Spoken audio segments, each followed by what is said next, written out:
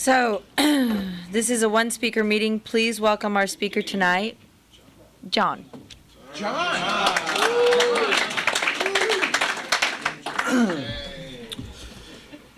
Hi, my name is John Kimball. I'm an alcoholic. I'd like to thank my friend Tiki Barber for asking me to come and share tonight.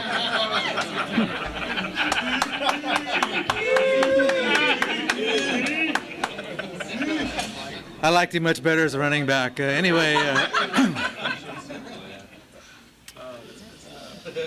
Welcome to all the new people and happy birthday to the birthday people. And I'm grateful to be here tonight.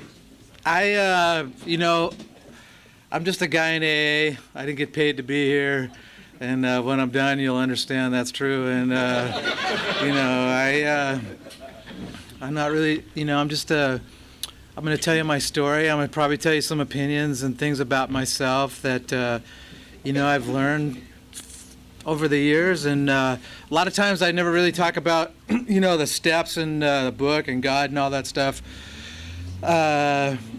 Basically because, it's in the book and I'm not God. I have no idea what God is. So I think if I knew, maybe I would be, and I'm not, so.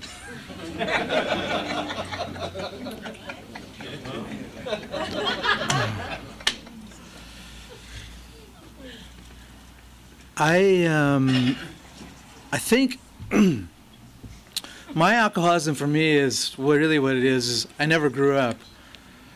And I used to think I was a rebel, because when I was a kid I was a freak and everything, and really all that means is I'm just socially retarded, and I don't really, I didn't do well with, groups and doing things the way you're supposed to do them, and I had no clue about social skills or how to fit in, or, and as a young boy, I had a brutal childhood, and the fear that put inside me, it never allowed me to grow up. It stunted my growth. And when I started drinking and using, I never got to experience what that feels like to have feelings or emotions or nurturing or anything like that, or how to talk about what's going on. And then I got sober, and it took me 10 years of sobriety to calm down and start to feel and, things like that. And usually around this time of year, it used to be really difficult for me because, I feel also, I have this story, and my story was I felt like my life was kind of like a broken record. It would get to a certain point and it never just got past that place where it just stays stuck. And I feel like that's kind of like what my story is like sometimes. And the only thing I can tell you is I think, being a human being, I don't know why it's so hard for me to just be a person. I look outside my backyard and there's trees back there and they're beautiful, and I think to myself, those trees don't ever wake up and go, fuck, I wish I wasn't a tree today. Or wish I could say something different, and be different or whatever, and but me, I don't know why it's hard for me to want to tell my story over and over and over. But so I'll tell you my story. When I was a kid, right around Christmas, my first memories of a child it was Christmas, and the first memory I have was we were in a really bad car accident, and a car hit us head on in the snow, and I remember my dad got out of the car and he pulled the guy through the window and he beat the shit out of him. And I split my head open and had to go to the hospital and all that stuff. And then, the next Christmas, I came out of my bedroom into the living room because I thought it was going to be a great day, and my dad was choking my mom and he was beating the shit out of her and he's trying to kill her. And so I tried to hide, and then when I came out and looked for a place to hide, my mom had found a place to hide. She was bleeding and my brother was all beat up, and she looked at me and she said, hide. And that's for me, my memories of Christmas. And it just never really got better than that in my home. And I was always afraid. And my dad was this huge man, and I was just this little kid. And he was just violent. And he was an alcoholic, and he drank all the time, and my parents just fought. And, when I used to say to my dad, I'm really scared, he just used to like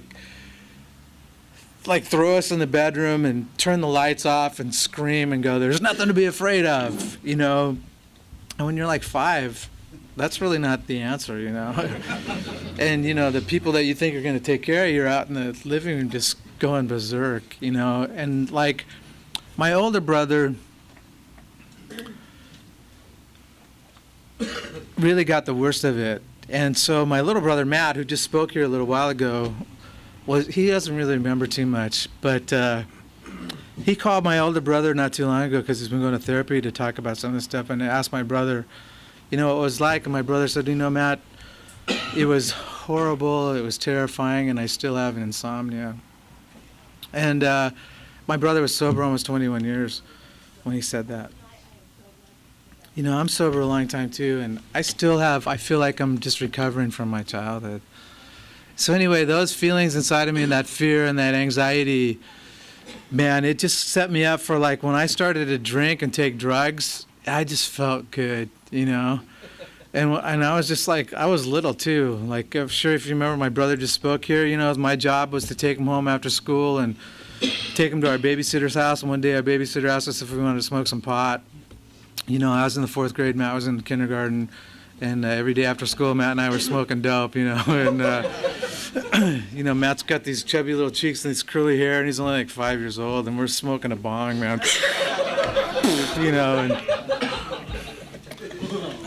we started watching the Flintstones, eating chocolate chip cookies and drinking milk and laughing, and, and then go home and, like, not tell my mom, like, my mom was like, what'd you guys do today? Oh, we smoked a bowl,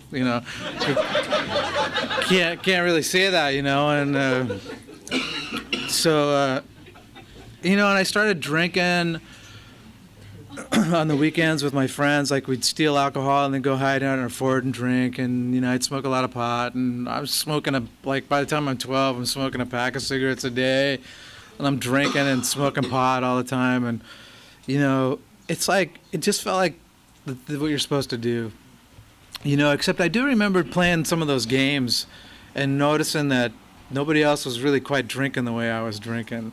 And that always made me feel a little funny, but I didn't really care. I always felt like the more for me anyway, People say, I can't drink anymore. I was like, great.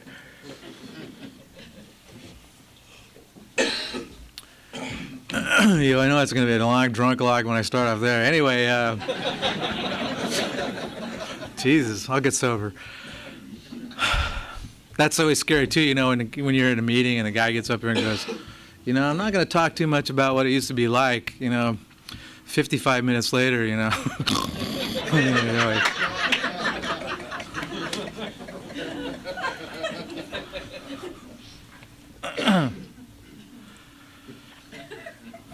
So,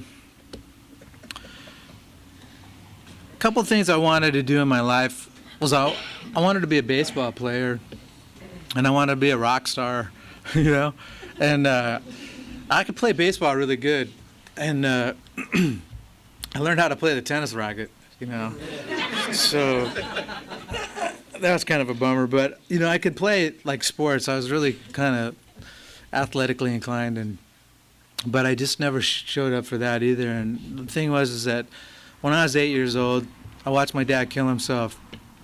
He ran out of vodka and he drank rubbing alcohol, and it killed him. And so when that happened, my mom was 33 years old. She had 4 boys. I was 8.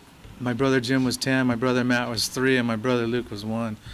And so my mom had to kind of, try to take care of us, and she would go to work and leave us kind of to take care of ourselves. And so I used to go to school, and I'd want to play sports, and I'd stand outside and watch everybody, by the chain link fence, and I'd watch everybody play, and I'd think, man, I wish I could go play. And it seemed like everybody had a dad, and they always knew what to do, and I just felt like really kind of didn't know what to do, and I thought, shit, I really want to play. So the next thing I did was, like, when I started smoking a lot of dope, I spent a lot of time in my bedroom, you know, and I grew my hair really long, and I was really skinny too, and I didn't have any teeth. My teeth were chipped, looked like a vampire, and so, but you know, music came out, like all these great bands came that I thought was great, you know, and like T-Rex and David Bowie and the Spiders from Mars, and I wanted to be one of the Spiders from Mars, man. It was like my goal in life was to be just this, you know, skinny rock star, you know. So I got like those platform shoes, you know. I had these 6-inch blue and white patent leather platform shoes, and I had these like big satin bell bottoms that flared out, and I dyed a big white streak in my hair, and I had a roach Clifford earring, and I'd go in my bedroom and I'd get really, really high, and I'd listen to live music, and I'd put headphones on. I love live music because at the end of the song, there's a big, you know, it's this big applause, and I pretend like it was for me, you know, and I'd practice saying, "Thank you," you know. And,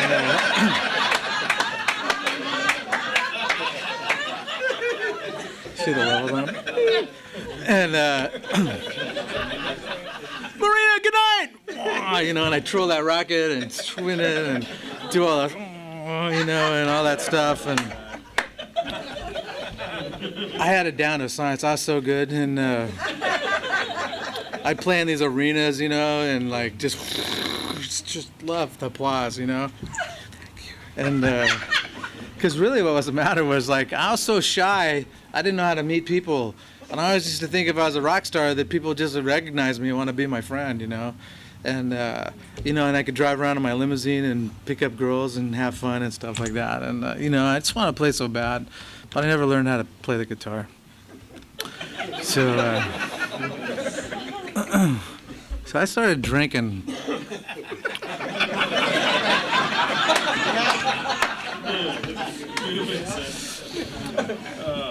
My friend Mickey, I've known Mickey for a really, really long time. One day I was really, really depressed, you know, and I was like, fuck, I'm gonna go talk to Mickey, right? He's a funny guy, we'll laugh. And I go over, I'm pounding on his door, and he wouldn't like get up, and I go in there and he's like, he's depressed, you know. He's living in that house over there, and I'm like, Mickey, you know, like, and he's like, his girlfriend just left or whatever, and I'm like, oh, fuck, so.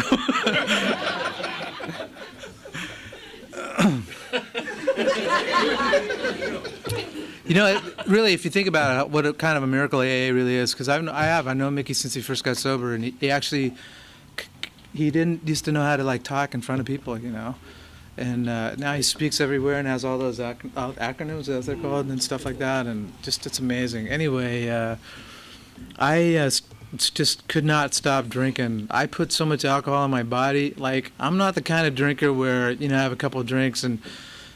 What happened for me was I started to drink a lot, and I just couldn't quit. I could, like, every day I put more and more and more, and I blacked out. I had a tremendous capacity for alcohol.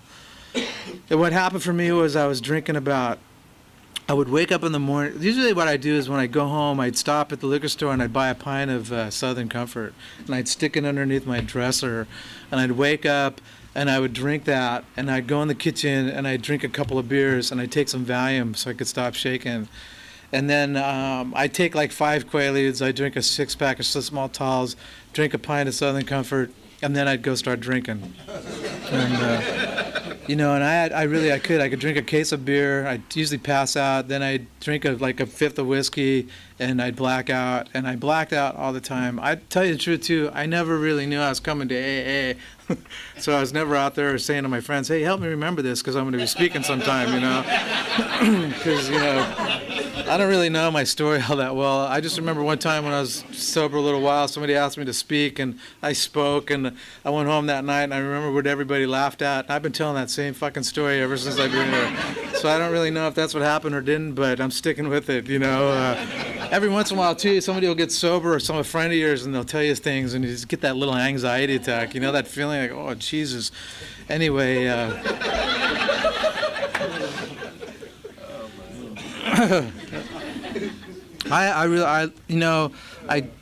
love to drink. I love to take drugs. I love to do anything that just, I'm addicted to anything that makes me feel good. or bad.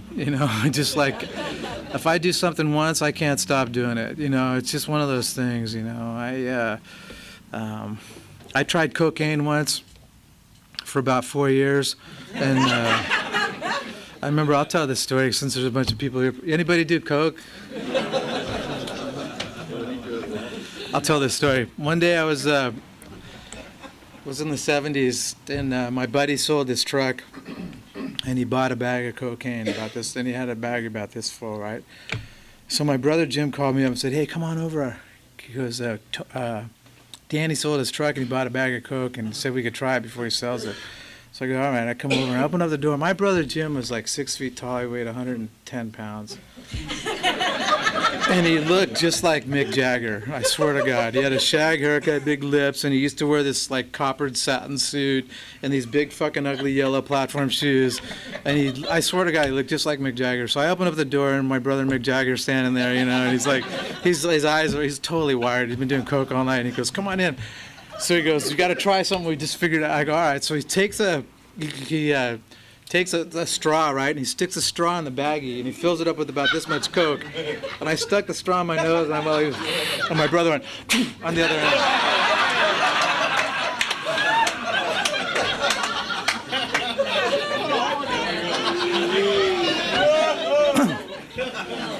So I was like, whoa. So I did that on the other nostril, right? So I kept doing it, and that bag was just going, And then all of a sudden, I was like, oh, fuck, I couldn't breathe, man. I'm sitting there, and I'm like, and I started doing that prayer. Please, God, just let me come down. I swear to God, I'll never do this again. Please. Just let me breathe. I just want to breathe out. I'm sitting on the couch, and I'm trying to breathe, and I'm like, and my heart's about every 3 minutes. And my friend Danny goes, oh my God, you better smoke some hash or something. You got to come down, I'm like, I'll be okay if I could just breathe, And fucking sun goes down, comes back up again. I'm still just sitting there. So anyway, I did that for a little while, and sheesh. Still can feel that. Is there any left? Anyway.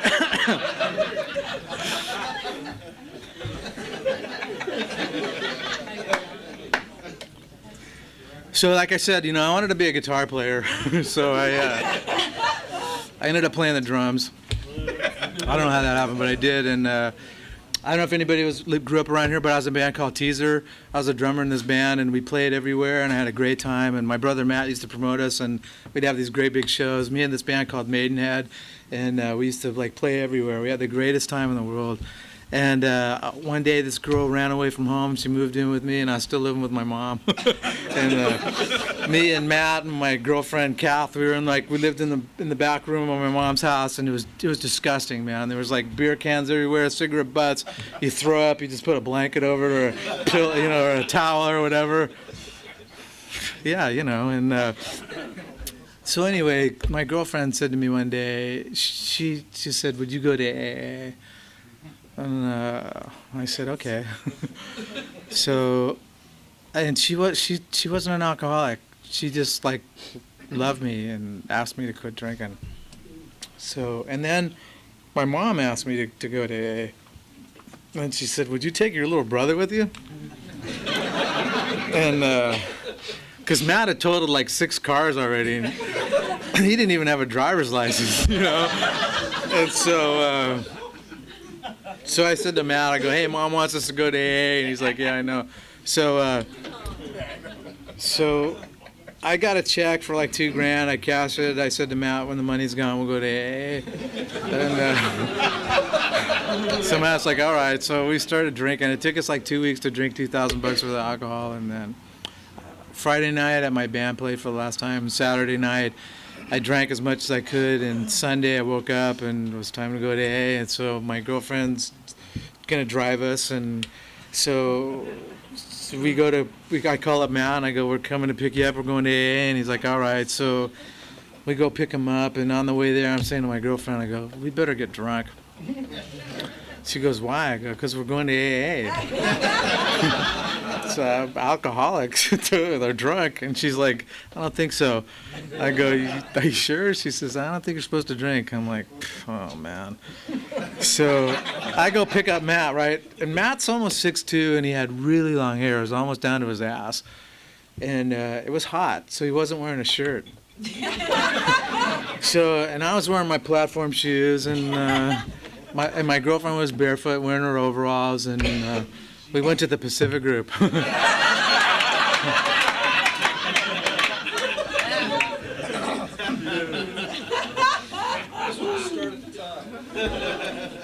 So we go in there, and I thought we walked into the Republican convention, man. It freaked me out. I'd never seen so many clean-cut people in my life, man, and they were really nice, you know, how you doing, what's going on, and shit like that. I'm like, what's going on? And then, you know, they start the meeting, and this girl gets up there, and she goes, hi, my name's Cheryl, I'm an alcoholic. Everybody in the whole room goes, hi, Cheryl! I look at Matt, I go, did you see that?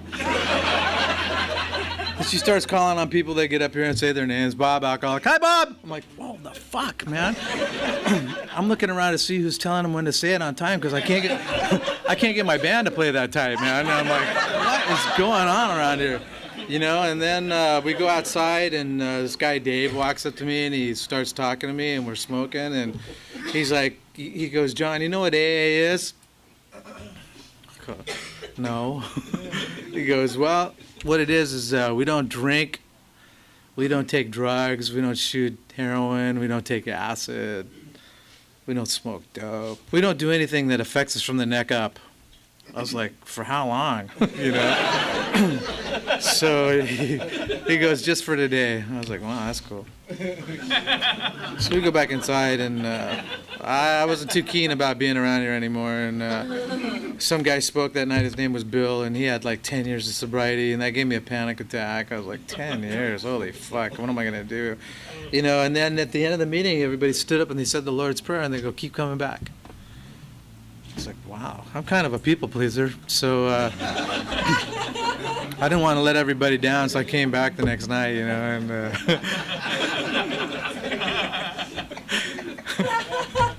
that's funny, isn't it? Anyway, I came back, and they had like these speakers. They were phenomenal, man. They had Alabama spoke, and then Montana spoke, and I thought, oh shit, they're just gonna get all the states to speak, right? And I had no idea what was going on. Then that guy Bill spoke again, and then he spoke again on Saturday night. I'm like, who the hell is this Bill guy, man? So then at Saturday night meeting, the secretary gets up and goes, hi, so-and-so, and you know, we sell literature at our cost. And I look over the table, and there's a book. It says, as Bill sees it, right? Wow. I go, I get it. You go, you know, you come around here and you like get sober and you write a book, and you don't really plug it. You get the secretary to plug it for you, right?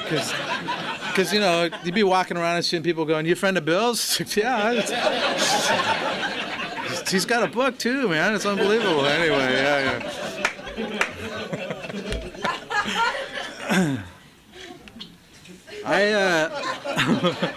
I stayed sober for about 3 weeks on like 3 packs of cigarettes a day and 20 cups of coffee. I don't know if you're new and you never drank a cup of coffee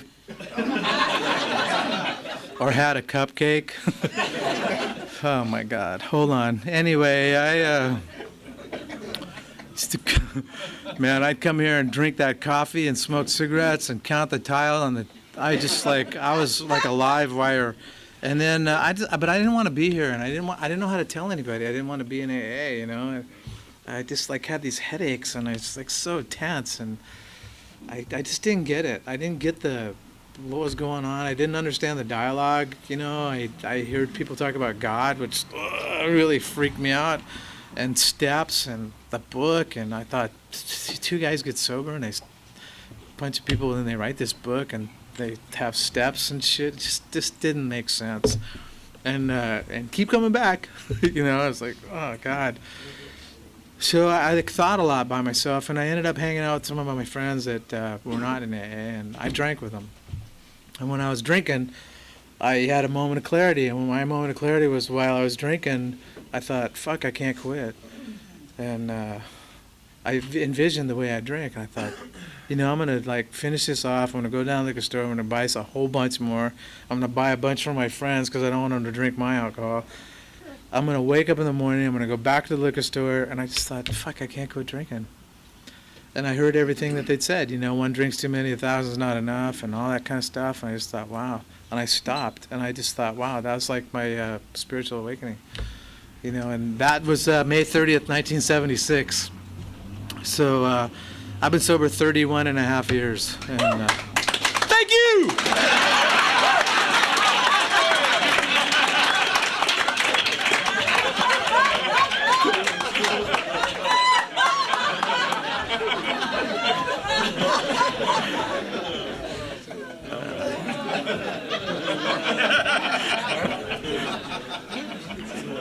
Good night!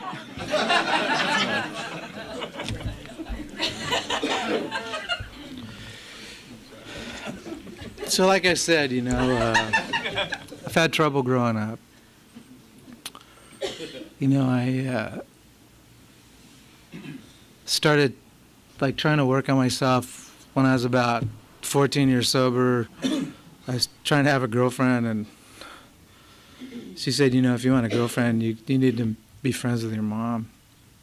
And I hadn't talked to my mom for 11 years. I was 14 years sober. Because when I got sober, my girlfriend, we got married, we had a kid, and when I was 3 years sober, she left me for my sponsor. And that was probably the hardest thing I've ever been through, because, you know, it's not easy finding a good sponsor, you know. And,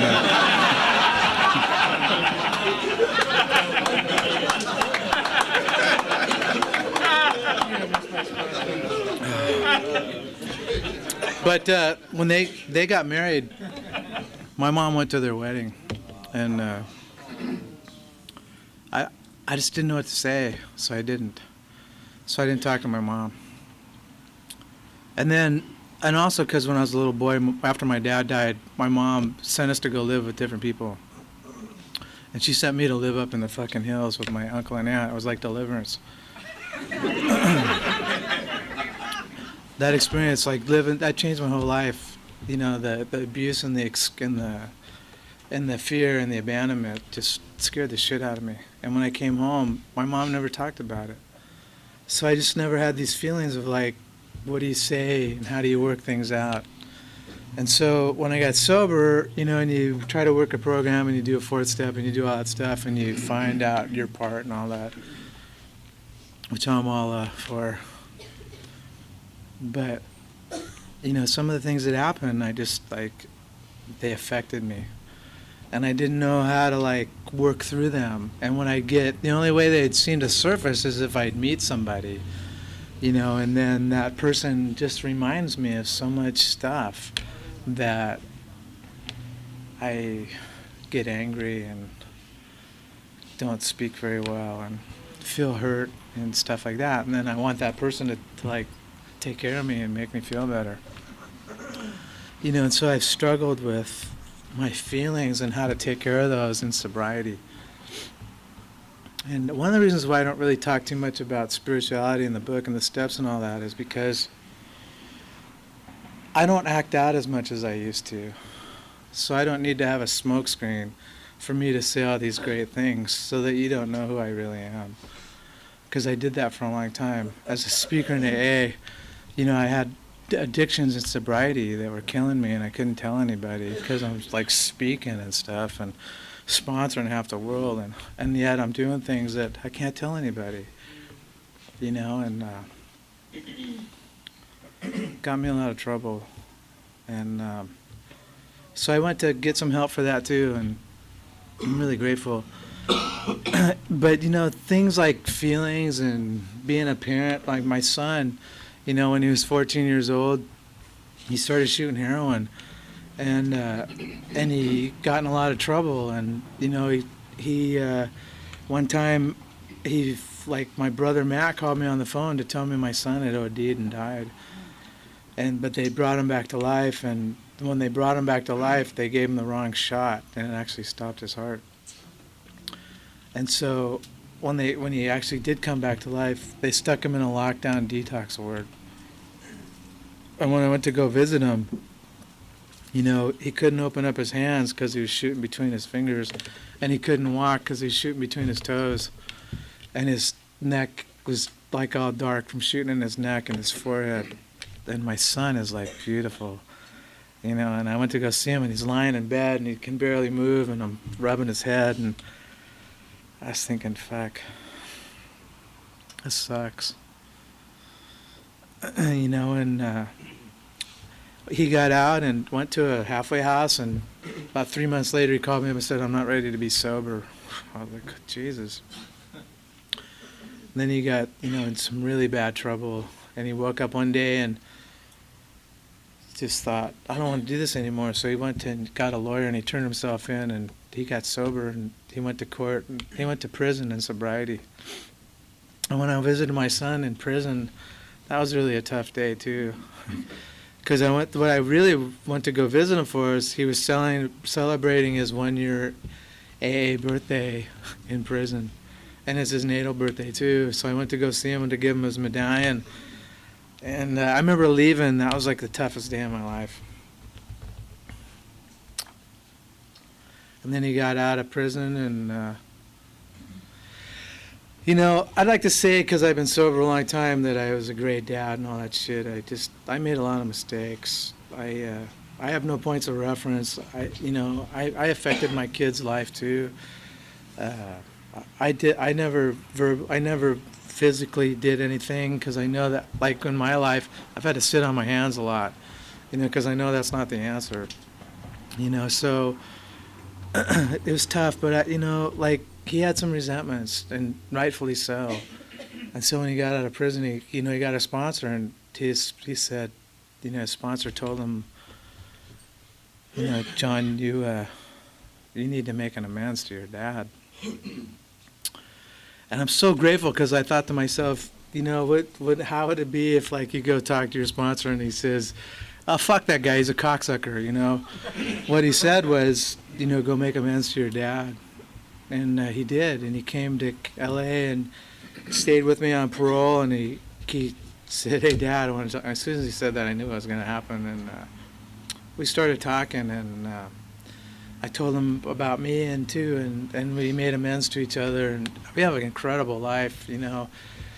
In September, he had 4 years of sobriety, and he's engaged to get married, and, you know, he's just the apple of my eye, man. We have the best time in the world, and you know, I play music now. I taught myself how to play guitar when I was 21.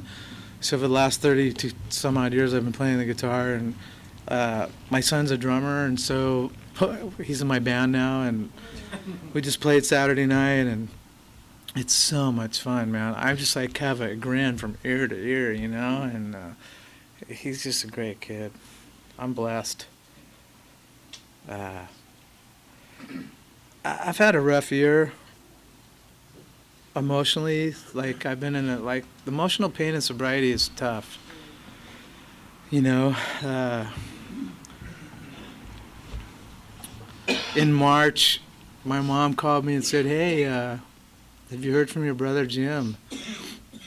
And I was like, no. And she said, I've been trying to get a hold of him, he's not answering the phone.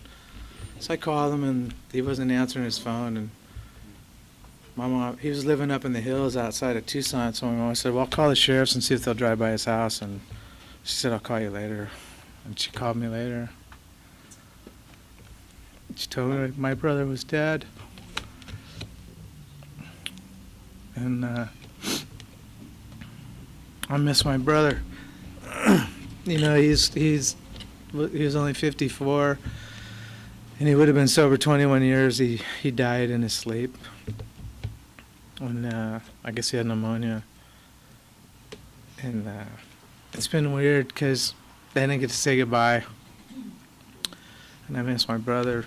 And I was engaged to be married when that happened. And we got a house, and we broke up. And I just it's been tough. But you know, what I do is, like, I just come here and talk about how it feels, and people rally around, and we get through these kinds of things. And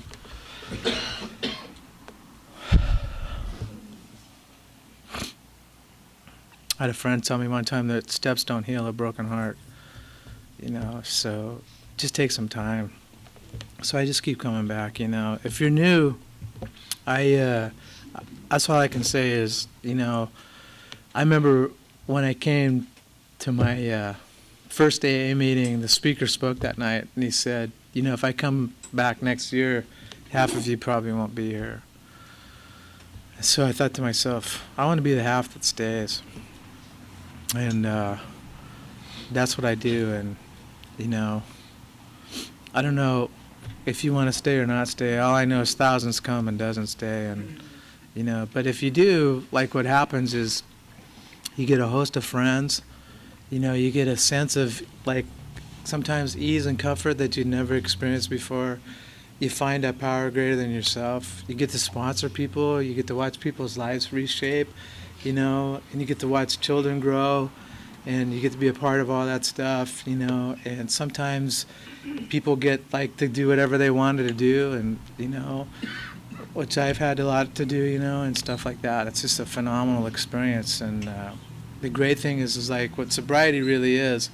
It's learning how to live a day at a time without drinking, with unresolved problems, and that's all we do around here. So I'm really glad that Rondé Barber asked me to speak. Sean Alexander or whatever. No, my good friend Sean. He must have heard me more than I've heard myself. But I'm grateful I got to be here tonight, and happy holidays. Keep coming back. Thanks a lot.